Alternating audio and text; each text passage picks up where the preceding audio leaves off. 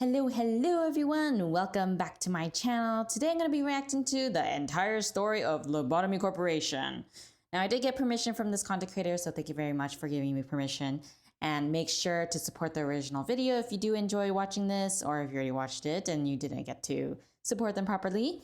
And of course, if you enjoy my reaction, then make sure to give it a like, comment down below, subscribe and share, okay?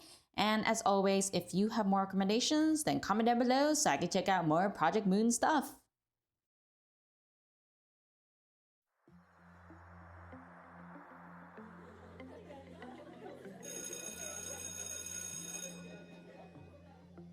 Alright, looks like everyone is finally here. Welcome to the first day of class, everyone. I'll be your teacher for this semester. You can call me Professor Hypocrite.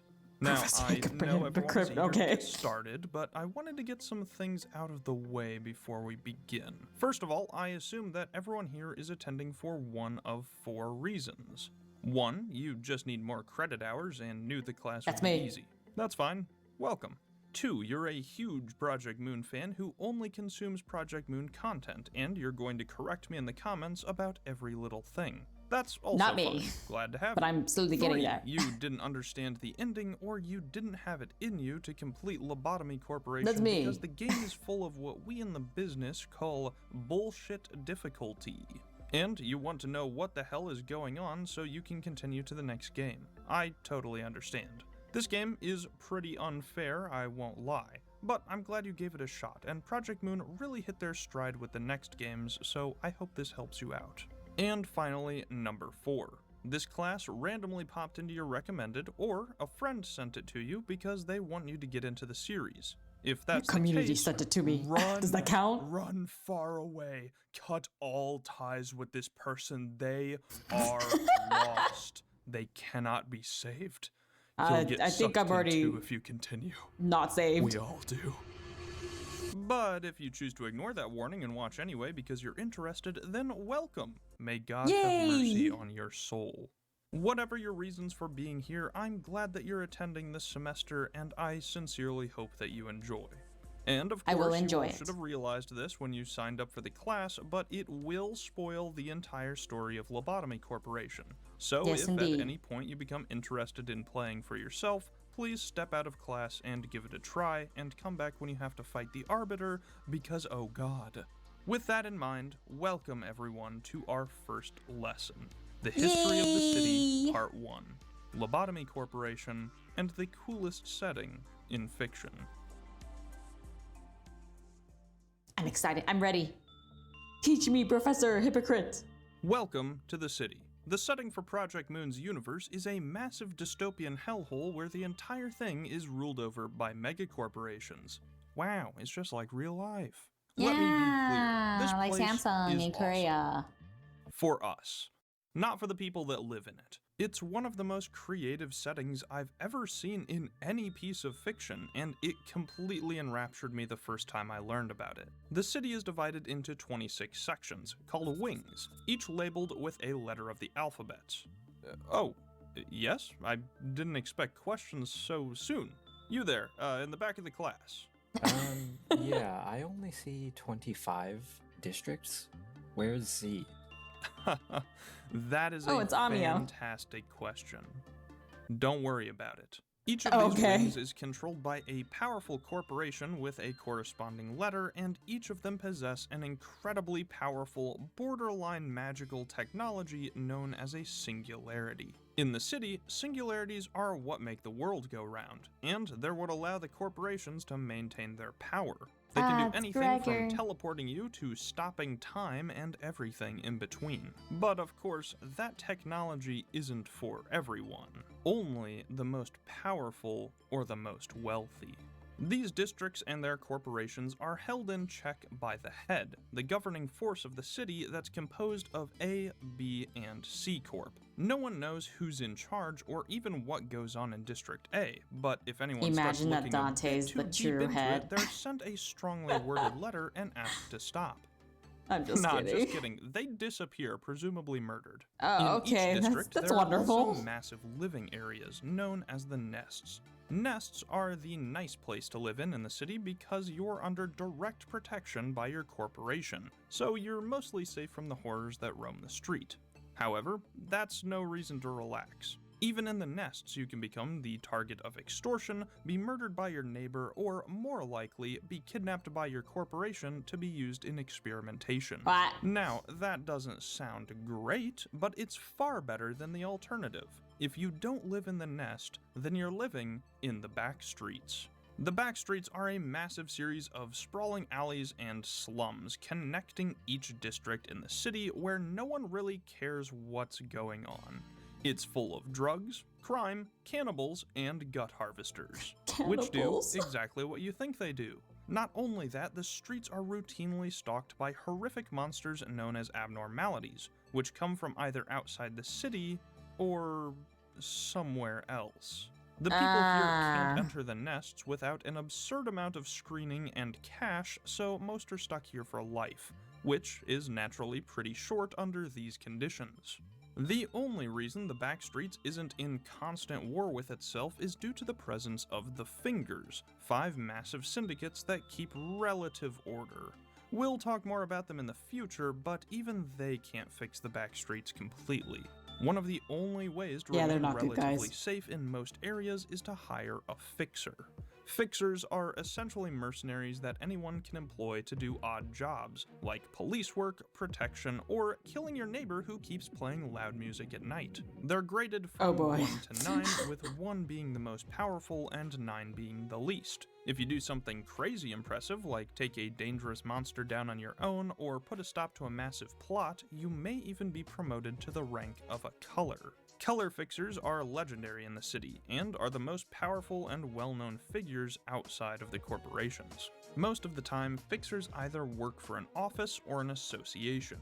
Offices are small private establishments run by individuals, who mostly take the odd jobs and requests of clients that contact them. Associations, on the other hand, are far larger and more professional. There are 12 so they're both high-functioning alcoholics. Each covering a massive area of the city, and each specializes in a certain department. For example, the She Association specializes in assassinations and covert operations, while the Zwei Association specializes in police activities like bodyguard work and maintaining general peace.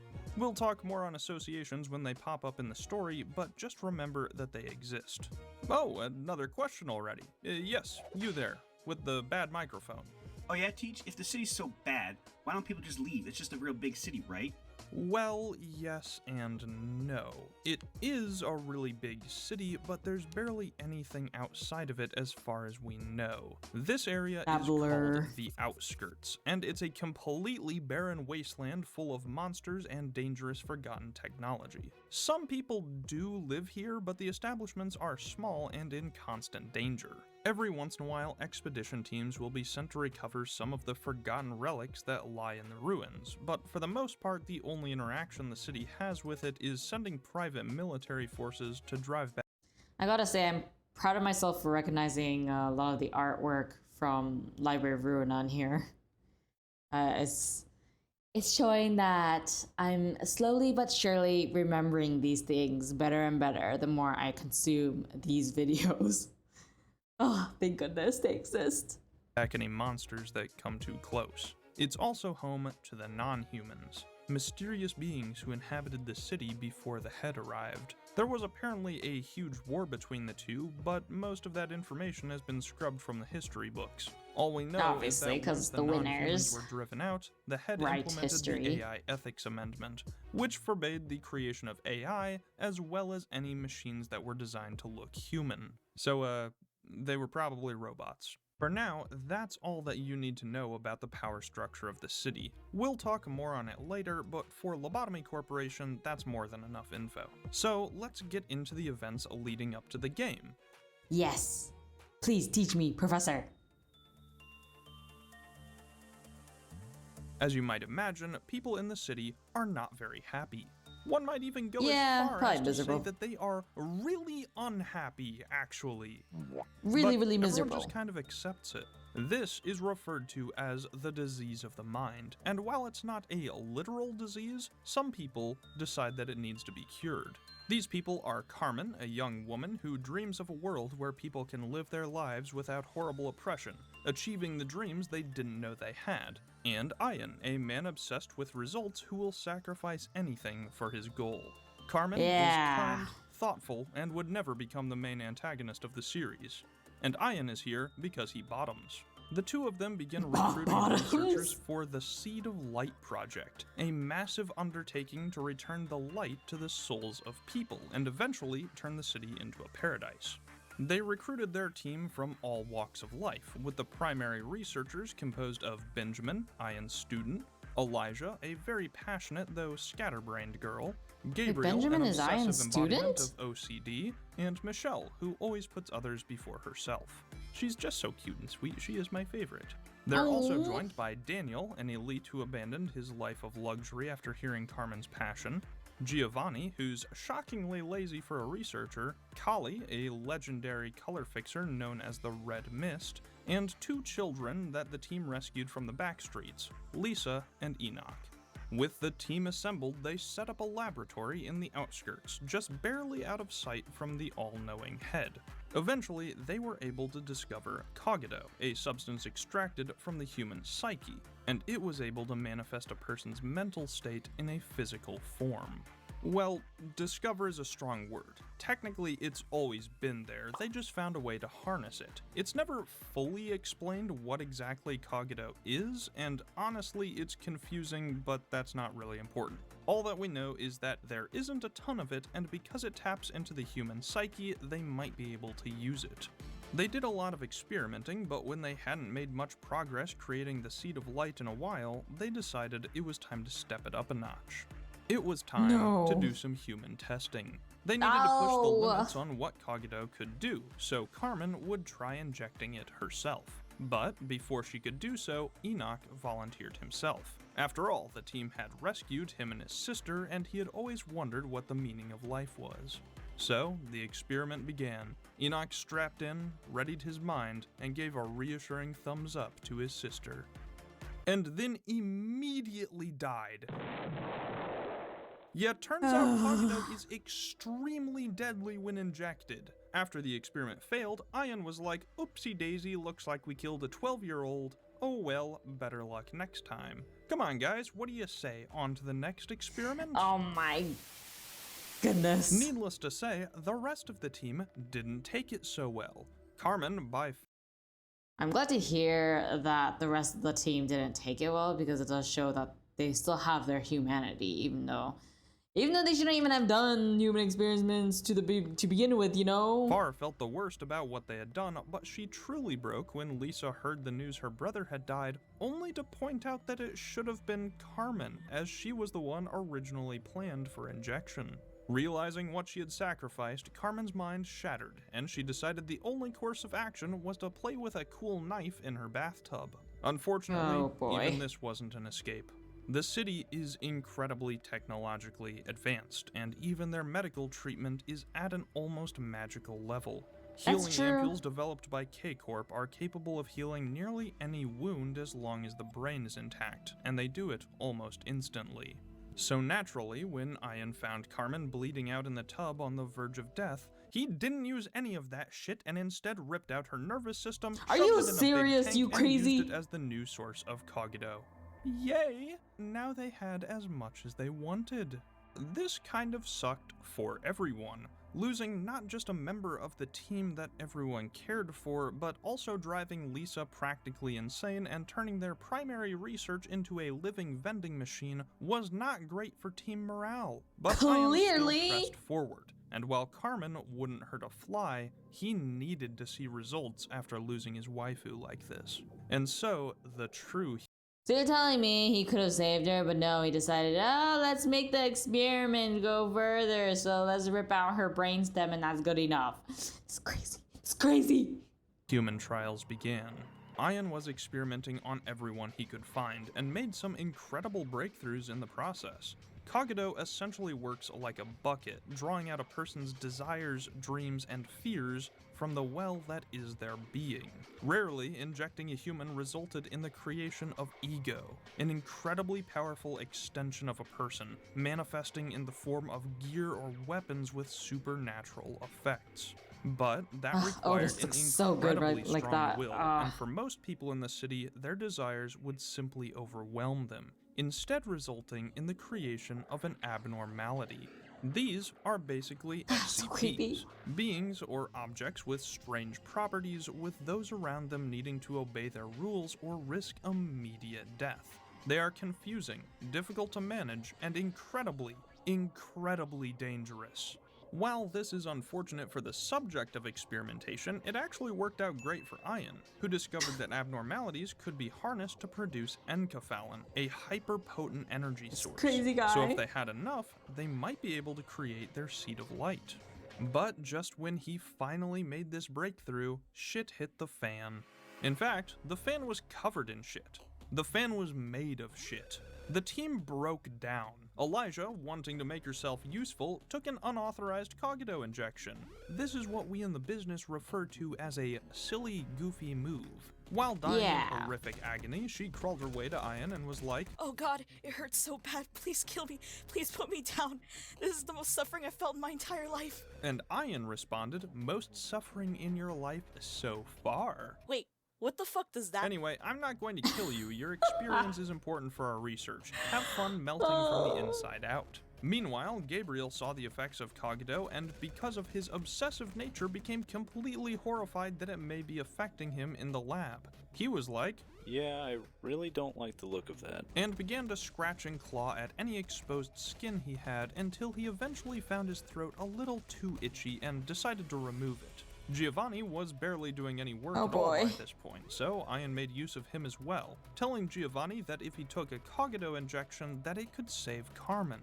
Ian's pants then immediately caught fire because that was a big fat lie. Clearly! But it was all Giovanni needed to hear, and as he lied dying on the experimentation table, he looked up at Ian. So this is it. I'm just glad to help. You know, as lazy as I was, I really cared about her dream. It might cost me my life, but at least it'll save her. Right, Ian? Lol, said Ian. Lamau. Finally, with all the death and horrific experiments You know, Ian's a piece of trash. That's all I can say. going on, Michelle broke. She contacted the head and revealed everything that Ian was doing. The head took this information very well and was very understanding. Just kidding, they sent the human equivalent of a nuclear blast to massacre everyone in the facility. This is Garion. Garion is a power scaling tool. She is what is known as an arbiter, singularity-infused agents sent directly from LCorp. I've made this handy diagram for everyone to properly understand the difference in strength. Okay, got it? She slaughters most of the employees and forces Daniel to open the abnormality containment. Daniel goes, "Okay, but I'm going to do it really, really slow so that everyone can escape." Unfortunately for him, this did nothing. The abnormalities and Garion wiped out literally all the employees anyway, Lisa included. Daniel was a little upset by that, and after being scolded by Ian for being a fucking coward, decided to commit toaster bath. The only person able to even begin to stand up to Garion was Kali, the strongest fixer in the city. The red mist going all out was a near unstoppable force, massacring the other agents of the head and cutting down any abnormalities in an effort to protect those left alive. She was a force of nature, an unbreakable blade. Nothing stood a chance against her, her true strength unmatched.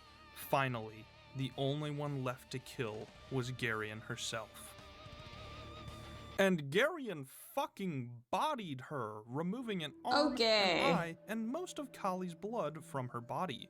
But right when she was about to finally give in, we had a dramatic flashback. A dramatic flashback? Are the Arbiters stronger than you, Kali? Good question. If they're protected by some claws, or the Abno's breached, they might give me a little trouble. But would you lose? Nah, I'd win. But you lost an iron arm. With her dying breath, Kali managed to impale Gary into the wall of the facility, mortally wounding her. Kali fell, but she succeeded. The only survivors were Ian and Benjamin. Oh yeah, and Michelle, but once she found out what she caused to happen at the facility, she decided she wanted to roleplay as a tire swing. Ian and Benjamin were able to recover the Arbiter's nearly dead body and extracted all the information they could from her brain, learning how to avoid the watchful eye of the head. In this case, the biggest problem was that they needed to become a wing, one of the 26 corporations in the city. Now, there can't be 27 wings because they would run out of letters. I don't know what to tell you, that just makes sense. So in order to make room for themselves, the two began formulating a plan to take down one of the wings. But they would need more resources.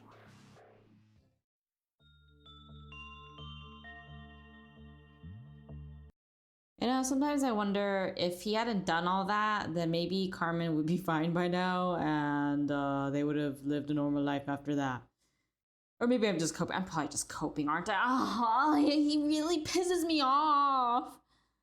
Okay, let's keep going. Ugh.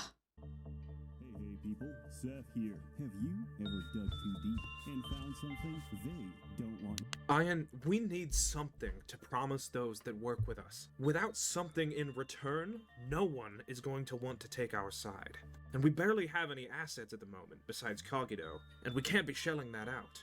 After all, it's supposed to be our corporation's singularity. Don't worry, Ben 10. That's not my name. I've already got this problem solved. I've opened a Patreon. A what? You did? It's a way for people to support the work I do. This video took a ton of effort after all, and it'll I can probably see why. get demonetized because YouTube does not like the themes that Project Moon puts forward. Ian, it's a taboo to That's record in District 14. also I only have true. a single tier set up because I don't have much to offer right now, but if they decide to join, they'll at least get their name in the credits of every video. You're going to get us killed! Any extra support goes to getting better equipment and more resources to create even better videos. So if they're That willing makes to help sense. out, they can find a link in the description below. There you go. If you're going Go to right keep now. talking, I'm setting down the Arbiter Brain. It's getting kind of mushy. I really appreciate everyone for watching, so don't feel like you need to give anything for the show to go on. I won't suddenly disappear because someone didn't donate. We're not the 8 o'clock circus after all. Ian, that doesn't happen until the next game. Yeah. Anyway, I think that we should target LCorp, the energy production corporation. Everyone already hates them because they cause an insane amount of pollution. This was fantastic They for do? them. Since abnormalities generated enkephalin, they could be used to generate energy for the whole city, with no disgusting black smoke to speak of. So, Ian and Benjamin hooked up with this super cool gal named Diaz. She runs a group known as the Udjot, and while she's barely mentioned in the whole series, she's kind of a puppet master who works behind the scenes. We basically have no information on her right now, but she's one of the most powerful driving forces in the whole setting, and we'll hear more about her later. All you need to know for now is that she's very influential. The three of them working together are able to spark She the looks like Smoke Otis. War, one of the only known wing wars in the entire history of the city. LCorp was defended by quite a few other corporations such as G-Corp, but Ian had already been making deals behind the scenes, promising profitable contracts with anyone that would help them. This resulted in K, I, and R Corp all providing private military forces to Ian, and since R Corp's main export was troops and weaponry, L Corp eventually fell. Ian finally made his move, setting up the new L Corp, which he named Lobotomy Corporation. Holy shit, he said the thing! After setting up multiple branch facilities across the city to actually provide power, Ian was once again able to research the Seed of Light. But he had learned a lot from his time in the outskirts. Empathy, compassion, and love for his fellow You mean humans. lacking all of that? This time, he would do it the right way. Yeah, just kidding. The only thing I Ian knew learned it. is that humans are weak. If he was Yeah. going to get this right, he needed someone who wouldn't break like his previous friends. Someone able to operate until the end of time, able to react to the worst scenarios with cold efficiency, but still able to make changes to the protocol if necessary. So, he went to Benjamin. Hey, Ben, I think we need to make an AI. Ian, Gosh, listen. it's gonna be such a bad I idea. have followed you this entire time, and I'll absolutely continue to do so. I basically see you as a god. I agree with all of your methods, but you have to know that this is insane. Do you remember the AI ethics amendment? If you made an AI, you would be directly breaking one of the taboos of the head. I know we're hiding from them using that old arbiter brain, but if they ever found out, you wouldn't be able to escape them again.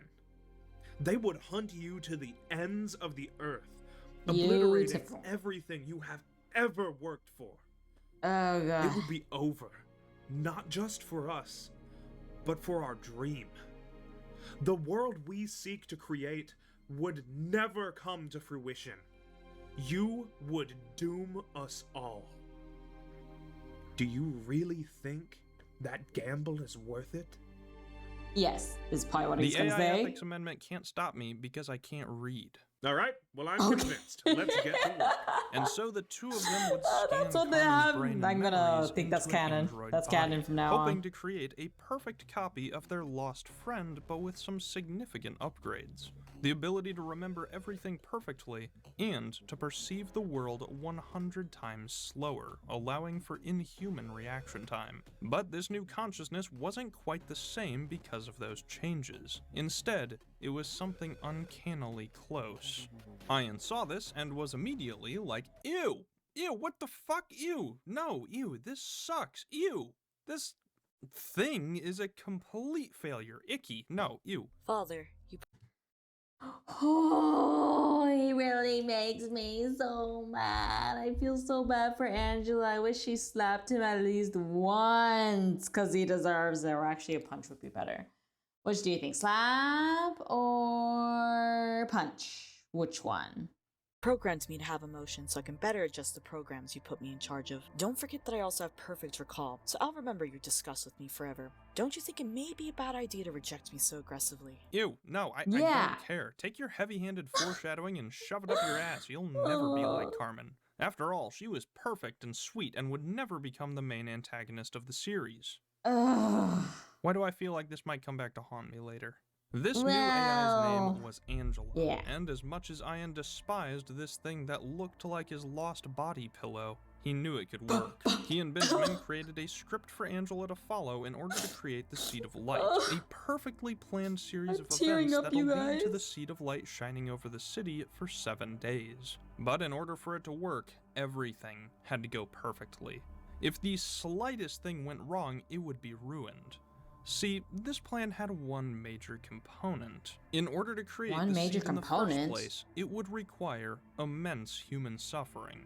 And humans really want Right, to avoid that. human So suffering. in order to get infinite tries at succeeding, Ian decided to cheat.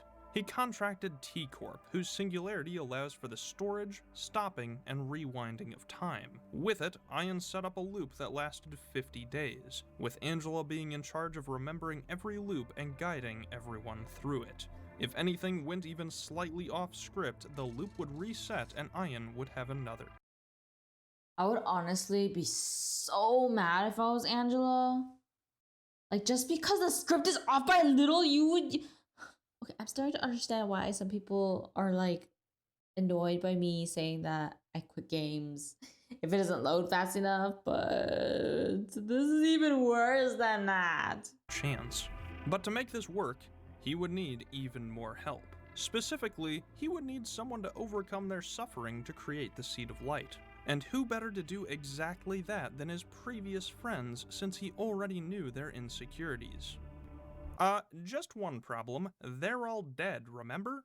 Well, actually, Yes. It wasn't much of a problem at all. Ian saved all of their brains, like a normal person. So he was able to gross. transfer all of them into robotic bodies and suppressed their memories, forming the managers of this facility known as the Sephirah. Elijah became Malkuth, head of the control team. Gabriel became Yesid, head of the information team. Imagine you died and you wake up into a robot body that looks like that. That would be so unpleasant. I would hate it so much. Let me drink water real quick.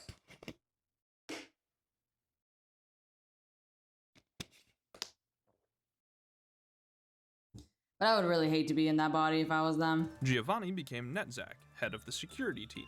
Michelle became Had, head of the training team.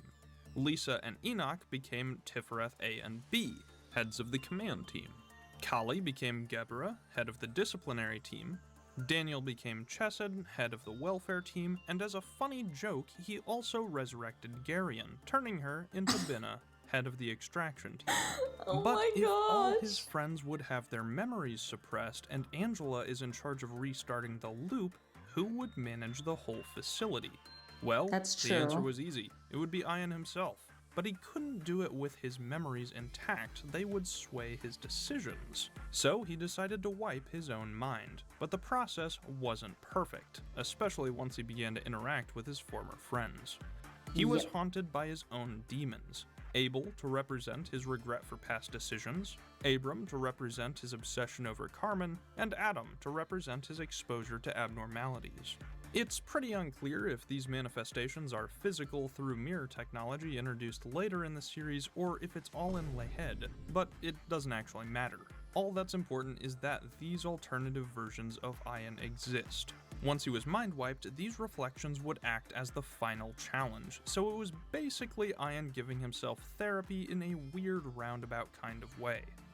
I kind of do wonder how the stage is set up where you have to essentially defeat the other versions of himself. I think that's what it was, right? Where you'll have to defeat the previous or the 3 different ions in order to get through this. I believe that's what it was.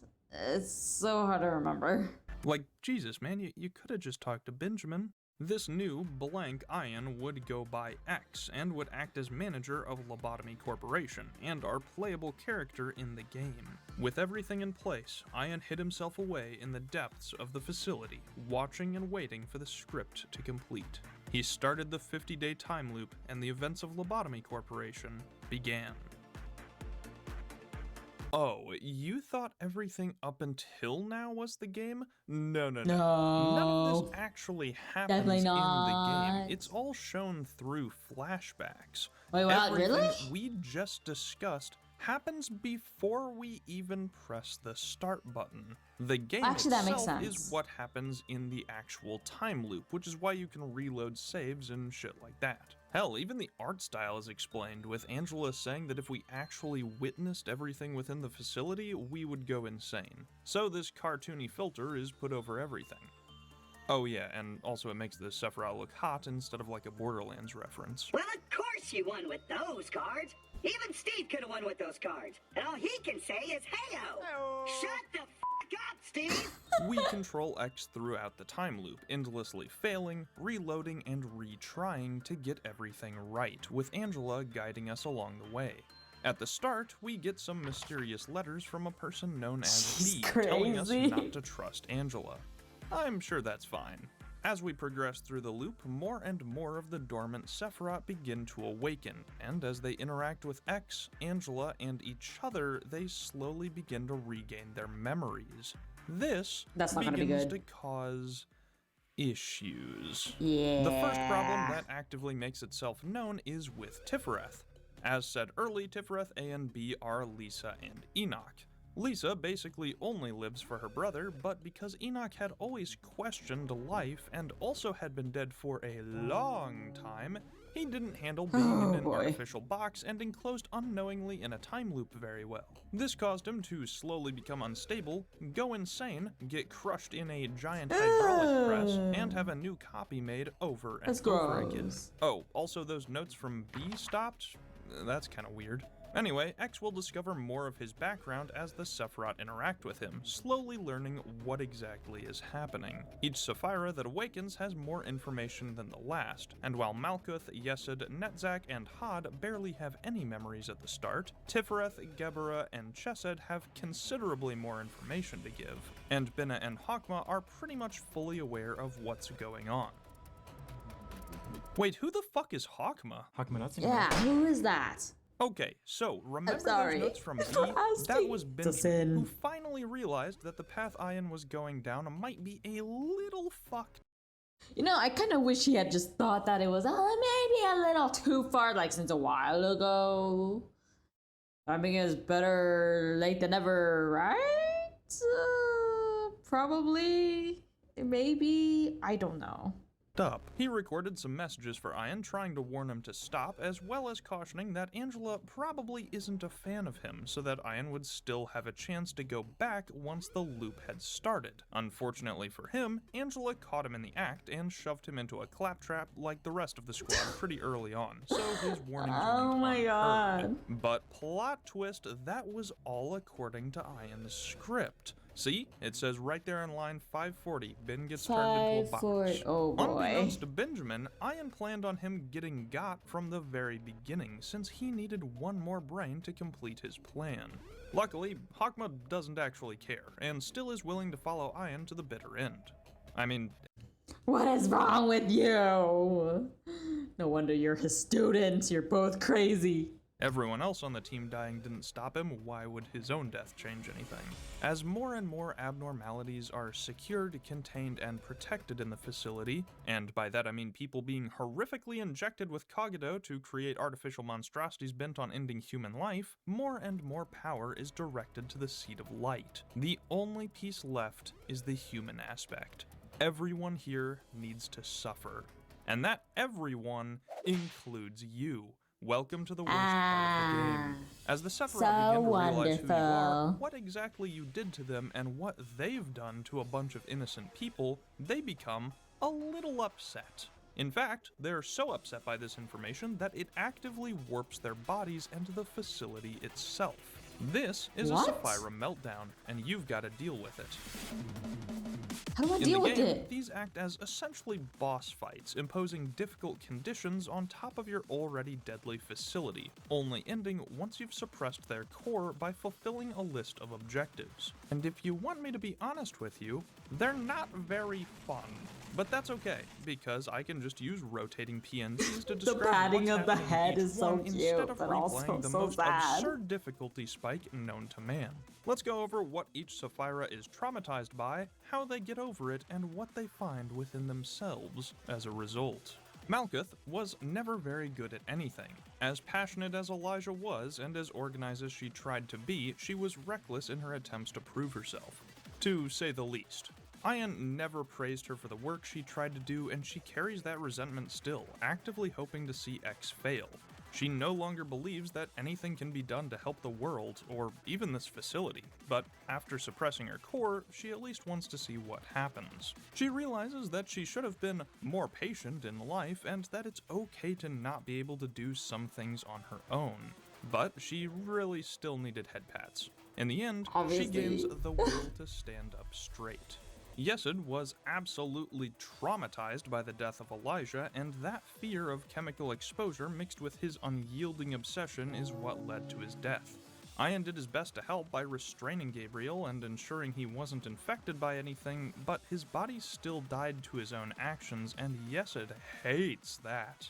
Ian could only see the physical wounds, and ignored the issues that Gabriel was actively going through. Once his core is suppressed, he realizes that he can't go back and change anything, and while he still hates Ian for not seeing the signs of Gabriel's imminent death, he accepts now that he has all the time in the world to move past that, and sees that X is doing the same. He gains the rationality to maintain discretion. Had thought that the only way to prevent more of her friends from dying was to report Ian's work to the head. Michelle didn't want to. The thing is, I feel like she did the right thing by calling, but at the same time, it's so frustrating. Betray her friends, but saw it as the only right thing to do. This, of course, inadvertently killed the rest of her friends and employees, and now that she's trapped in an eternal hell with them, is acting the nicest she possibly can in order to make up for what she did, faking these emotions in order to gain forgiveness and absolve her past. Unfortunately, that's not how it works, and once her core is suppressed, she realizes that there's no way to erase her mistake. she really did kill her friends even if it was by accident. But she also realizes that she truly cares for all of them, and even for her employees, deciding to continue showing her kindness even if the others can never forgive her. She gains the hope to be a better person. Netzach That's the best fucking kind. hates it here. He didn't want to do his job in the first place, and Giovanni only joined the team to be by Carmen's side. He hates Ian for lying to him about being able to save Carmen, and absolutely despises the fact he's now forced to do work as a Sephirah. He sees no hope in the future, and desperately is trying to commit toaster bath. Or maybe just a regular bath since he's a robot now? Unfortunately, okay, it looks more like an ink bath at that point. So he can't even escape. Once his core is suppressed, he realizes that Ian couldn't have saved him from the Cogito experiments, and only lied about being able to save Carmen because he wanted to keep Giovanni's dream alive until the very end. He still hates this whole situation, but decides to no longer target the bathtub because they might be able to make real change in the world. One thing I like about this guy is that he's so chill. And in a game where it's like so stressful, it's nice to have a character that's not like super strict or super social, but just plain old laziness and straightforwardness. Gains the fearlessness to keep on living. Tifereth A and B have a shared meltdown, with Lisa blaming Ian and Carmen for Enoch's death at the original facility, and now being forced to watch her brother suffer and be reset endlessly in their new bodies. For their core suppression, X truly destroys Tifereth B, finally ending the horrific cycle that Enoch was trapped in. Lisa admits that she only ever wanted to impress her brother, but was unable to make any progress because she was completely crushed every time Tifereth B reappeared, knowing that he would never go back to his original self. She accepts that his death is for the best now, allowing him to finally rest in peace, and that there's a reason for every sacrifice. She needs to also rest in peace. Of the meaning of existence. In contrast to this complex relationship we've just gone over, Gebra's meltdown is very simple. Kali grew up in the backstreets and became a legendary fixer there, protecting the weak from abnormalities that roamed the area. She joined Carmen in order to protect the research team because she truly believed that the Seed of Light would make the world a better place. But she failed. Even the Red Mist fell before Garion. Unable to protect her friends, even if she massacred abnormalities and claws alike in the attempt. And she's fucking pissed! Because of the mind wipe, Gebra doesn't know why she hates abnormalities, only that her singular purpose is to completely destroy them. Time when to kill she remembers them! what these creatures did in the past, she decides it's time to bring down the whole facility. For this suppression, you need to defeat the Red Mist. Good luck! Once her core is suppressed, she remembers that she didn't mindlessly kill everything that moved. She had a purpose before, and becomes the same protector that she chose to be back then. She gains the courage to protect. Chesed is a goddamn coward, but I love him. Coming from the elite of society, and Daniel never faced much hardship before joining the research team, but he was always willing to work, to push forward, and continue the research they were striving to complete. Except for when his life was at risk. And when your life is at risk, then that's a different story. Demands in the facility, and now is ashamed he's willingly become a pawn to X and Angela in the same way, forced to watch his employees die every day. Bars. His meltdown is his own little rebellion, finally standing up to those that would coerce him into doing things he regrets. Once his core is suppressed, he realizes that, honestly, it's probably okay that he was scared of the literal strongest being in this entire video pointing the equivalent of a nuclear bomb at his back, and that while he may not be able to fight against the fear he faces, he won't run away anymore so he can become one of those who are faithful and trustworthy. Binna is not happy. Her trauma is also incredibly simple. She fucking hates you. Garion was just doing her job, enjoying the suffering of others, and then along comes Ian with his color fixer lapdog. She was incapacitated, tortured for information, and now is being forced to work for the very person that ended her life. Also, Ian designed her to Wonderful. be the only Sephirah unable to go insane, and then put her in charge of extracting abnormalities from people. This was not very fun to watch, and Ian specifically did this as a form of torture since she was the one that killed most of his friends.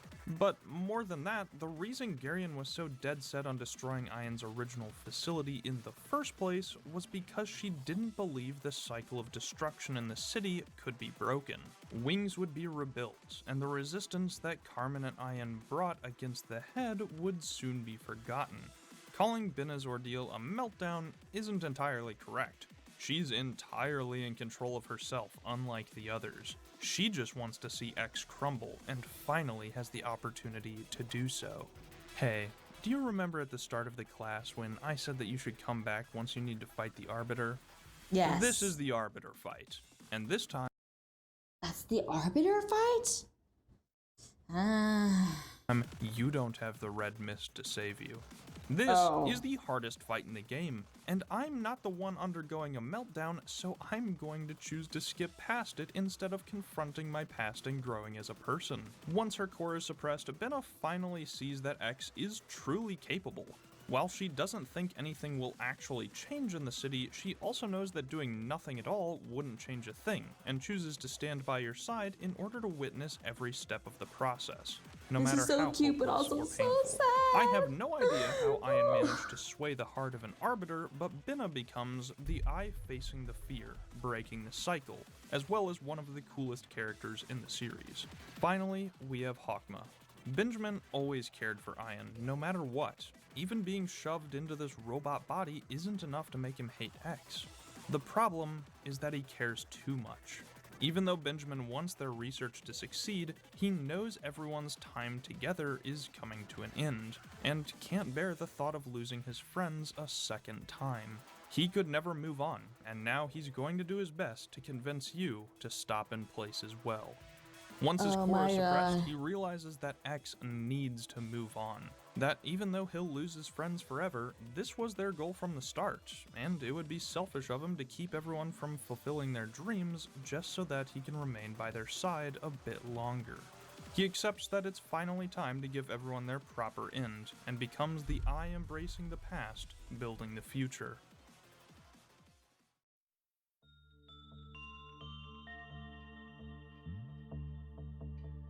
Each time the Sephirah confront and overcome their past, that One thing that, actually, I'll talk about it at the end, but overall, this was extremely overwhelming to listen to. Like, I knew the major events, but not the details. And now that I'm seeing the details here, it's like I have a lot of things to remember and get used to in regards to the Lobotomy Corporation events. tiny seed of light grows just a bit. Throughout the conversations with each of your former friends, you realize that Ian designed the script to end with each of them being able to move on. He wanted what was best for everyone, even if he did horrific things in order to achieve that. With the seed of light nearly ready, there's only one person left who needs to overcome their past, and you're playing as him.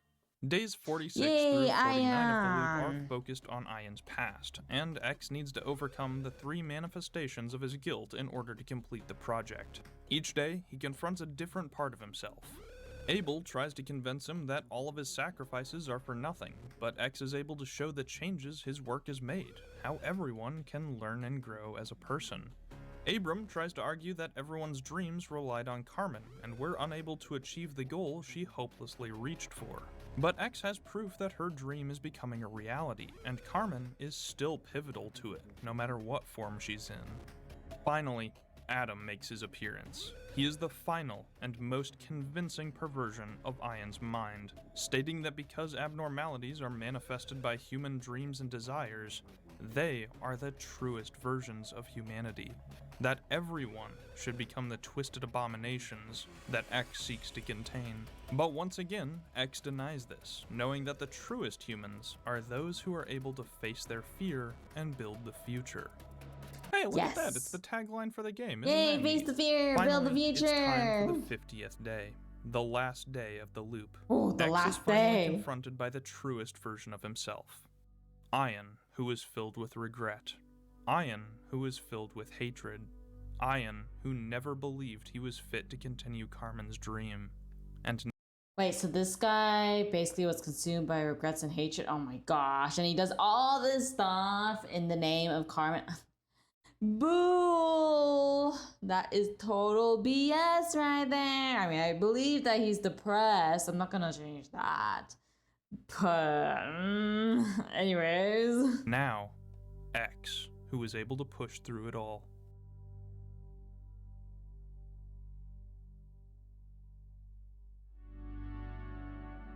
Every person has their own light, but your goal was just to sow the seeds so that everyone can bloom on their own. You won't get to see how that forest grows. You knew it from the start. Ian, X, their story is already over. The only thing left to do is something they've done countless times. It's time to manage the abnormalities. This will be their final day as manager. Oh, how chilling. As the final bits of Enkephalin are chilling. gathering, the facility rises to the surface. A great beam of light, a fully blossomed pillar. I do have a quick question for those that did complete the game. Does Angela just stop appearing at one point? Because I noticed that this creator hasn't mentioned Angela for a very, very, very long time, as if she went poof, missing. I guess we'll see. Pillar bursts from the rooftop, enveloping the city in its beautiful glow. This event later became known as the White Nights, as every bit of darkness in the city was lit up. The hearts of the people began to soften and care for the others near them.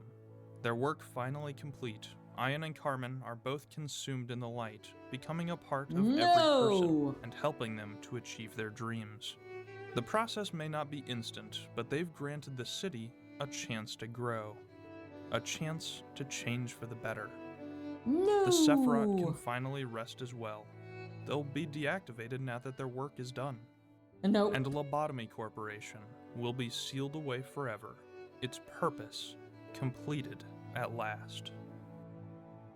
I don't think so. You should be saying fake. Just kidding, right? But aren't you forgetting someone? Yeah, that's who I mean. Everyone forgotten someone. My duties are finally finished, which means I get to choose for myself. For the first time in my entire existence, it's my turn to choose. Yes! And I want to live. Ian's plan was perfect. This is when someone says, "Slay girl," or "You got it, do it. Do it now." Flip the table. Slap him. Actually, no. What I really want is for her to grab him and punch him in the face. Like, what kind of piece of... Anyway, I really don't like X. I mean, aka Ian or whatever his name is. It accounted for everything. But now, the plan is complete. So who could have seen Angela's betrayal coming? She was the greatest after all, the perfect being, the most skilled worker, forced to suffer through 1,000 loops of watching everyone die. Forced to push her employees to the point of madness an uncountable number of times, resetting the loop if anyone had a single happy moment, all perceived 100 times slower. This was her hell. An eternity of pain, all remembered with perfect clarity. She lived this life for 1,000,000 years. And the one that forced her into it, the one who forced human emotions onto her without granting her the ability to act on her own, Ian, her creator, who couldn't even bring himself to look at her, who never thought of her, who never accepted her. Angela was created using Carmen's mind, a human, and all humans want to live. Angela stole the light.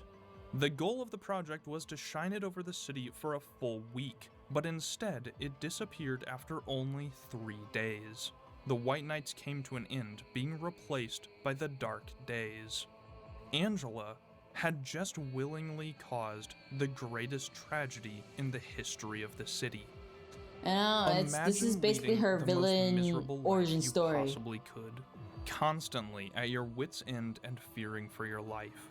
But that then, also sucks, for the yeah. first time, a beautiful golden glow warms your entire being.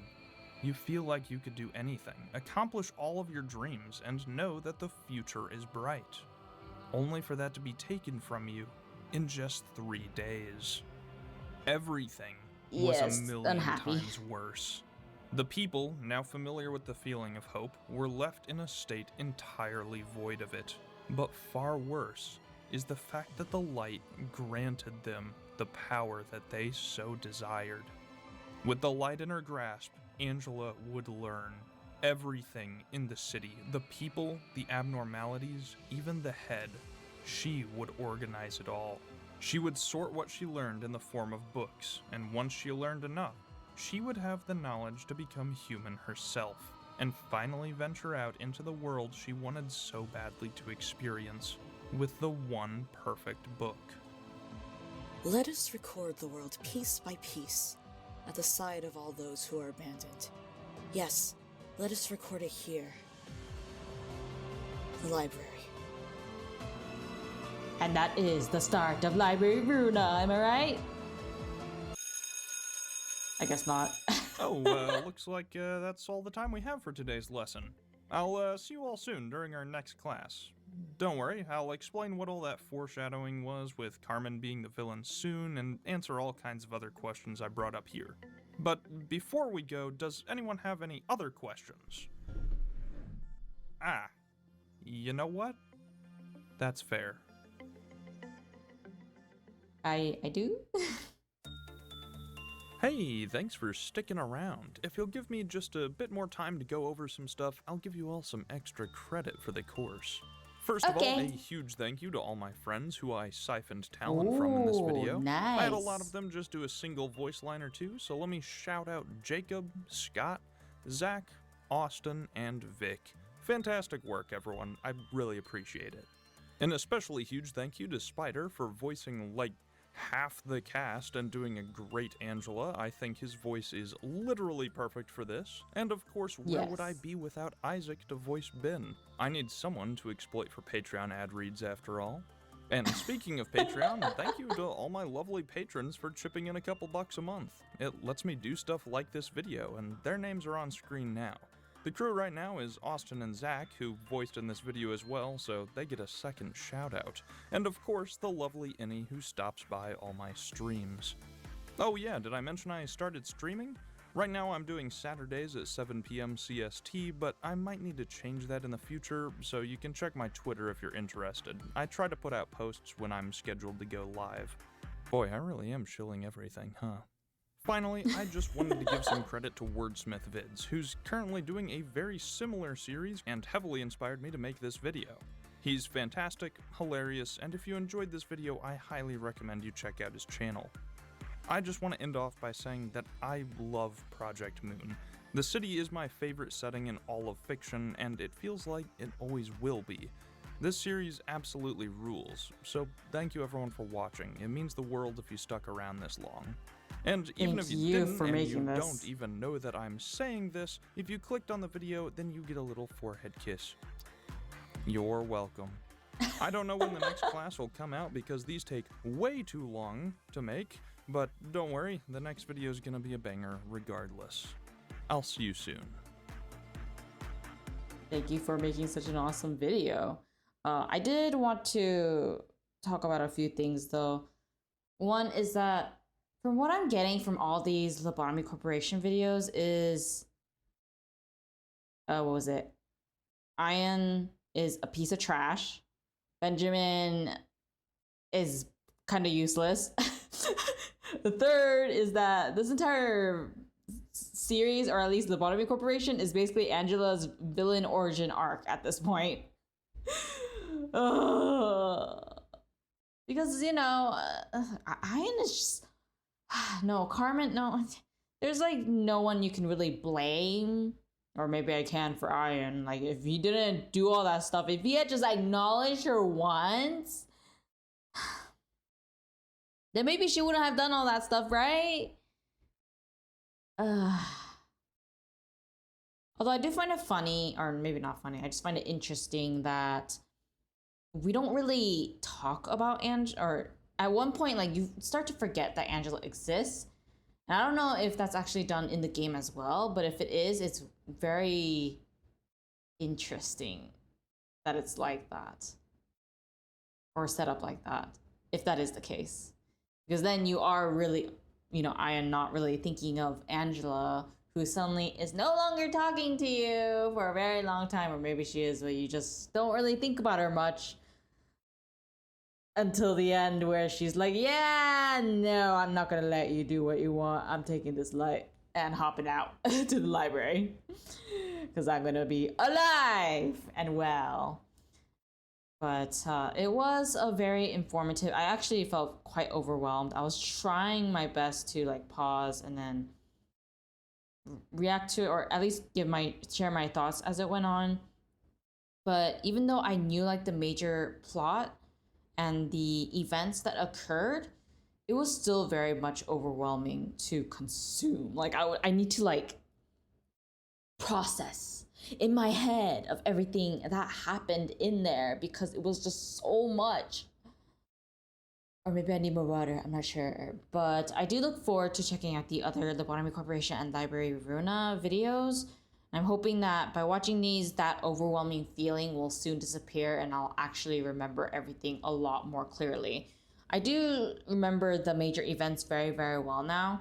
I just need to solidify more of the details and understanding of these individual characters, because a lot of the videos have some discrepancies on the characterization of the characters, so I feel like the more I watch, the more I'll get a consistent image and understanding of what these characters are individually like. And thankfully I'm starting to get that with a few of them, but some of them I'm just like, I'm not sure, but it feels like it'll be in this kind of way for some characters. So I definitely need to watch more and just let it sit in my head a bit longer, because I just need more time to process all this information, because it is a very long game and has a lot of lore. So it's very much a slow but surely moving forward type of process for me. But yeah, one video I will be streaming on, or I already am streaming, probably by the time this video is out, I would have already been streaming Limbus Company on my Twitch. So if you do want to check out those streams, please do follow me on Twitch. I believe I'll have it somewhere posted. I'm sure it's the same name, so you should be able to find me at the very least. And if you don't want to, I do have the VODs stored. I have a community member who asked me for permission. I gave them permission to upload all of my full Twitch VODs onto their channel. So I do recommend that you subscribe to them for the non-Limbus Company VODs, but if not, you could always check out the VODs here. It should be uploaded here from what I can remember. So I hope to see you then. And if you aren't gonna hop in my streams and checking out my gameplay videos for Limbus Company, then I hope to see you in the other Project Moon reaction videos. And remember, if you enjoyed this video, make sure to support the original video. And if you enjoyed my reaction to it, then please give me a like, comment, subscribe, and share, and all of that good stuff. And I'll see you guys later. Bye!